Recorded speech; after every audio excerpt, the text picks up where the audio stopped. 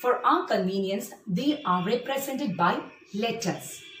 So the traits which appeared in the F1 generation are denoted by a capital letter. In this cross that we had just conducted now, the F1 generation had only the tall trait. So tallness is represented by capital T and the dwarfness is represented by a small letter. So tallness is given by a capital letter T because in the F1 hybrid, the trait which appeared is given as a, or it is denoted by a capital letter, and the trait which was not expressed in the F1 but which was expressed in the F2 but in a very small fraction is represented by a small letter. So this capital T and small t denotes tallness and dwarfness. So these capital T and small t, they are called as alleles. We've learned what are alleles. They are alternative forms of the same gene. They are alternative forms of the same gene. Okay. So each character which exhibited in contrasting traits, a pair of contrasting traits, have a pair of genes. So for the height character, there are two alleles, capital T and small t, and factors always occur in pairs, or genes always occur in pairs. So capital T and small t are the alleles for the character height of the plant. Therefore, the pairs of alleles for height of the plant can be represented as capital T, capital T, capital T, small t, and small t, small t. Again, I repeat, the pairs of alleles for height of the plant are capital T, capital T, capital T, small t, and small t, small t. Here these letters, capital T, capital T, capital T, small t, small t, small t, represents the genotype of an organism.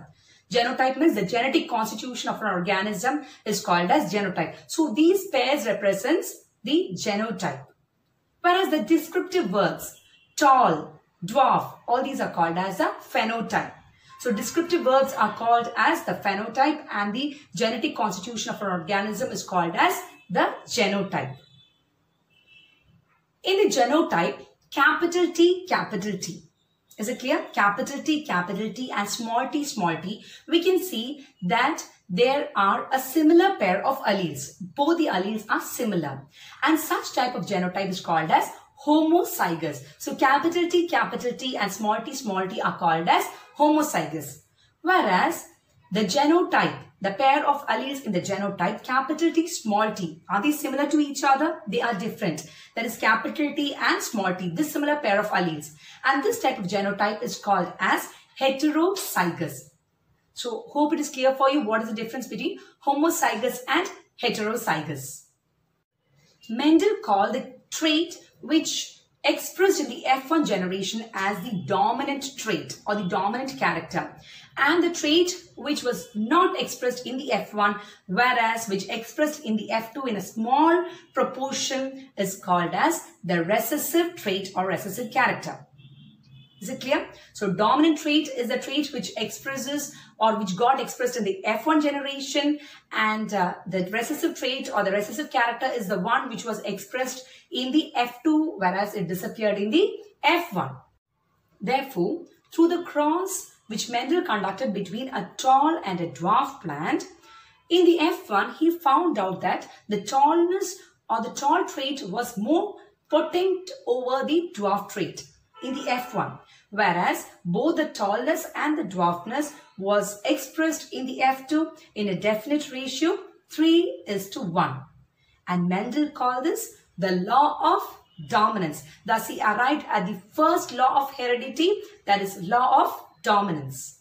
The law of dominance explains that characters are controlled by discrete units called as factors. Factors occurs in pairs. And in a dissimilar pair of factors, what do we call as a dissimilar pair of factors? It is called as a heterozygous condition. In a dissimilar pair of factors, one factor dominates the other. And we call the dominating factor as the dominator or the dominant factor. And the other one which is not expressed in the F1 is called as a recessive one. Is it clear? And the law of dominance helps us to understand why one parental trait is expressed in the F1 and both the parental traits are expressed in the F2 in the ratio 3:1. In the cross-conducted, we also learned that there was no blending of characters. The characters were expressed as such. There was no blending of characters. And from this, he arrived at the second law called as law of segregation. I will explain to you what is law of segregation. A parent contains or parent holds a pair of alleles.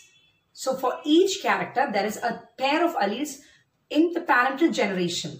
And these pair of alleles, they segregate or separate at the time of gamete formation so that only one allele enters into one gamete. So it is always called as law of purity of gametes.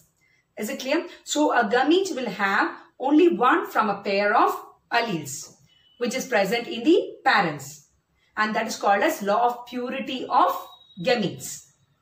A homozygous genotype, for example, capital T, they will separate from each other and each gamete will have only one factor, that is capital T. That means a homozygous individual will produce only a single type of gamete, capital T. Whereas a heterozygous individual, capital T, small t, here they will produce two types of gametes. One or 50% of the gametes will hold the allele capital T and 50% of the gametes will hold the allele small t. So two types of gametes are produced in heterozygous, whereas a single type of gamete is produced in a homozygous individual.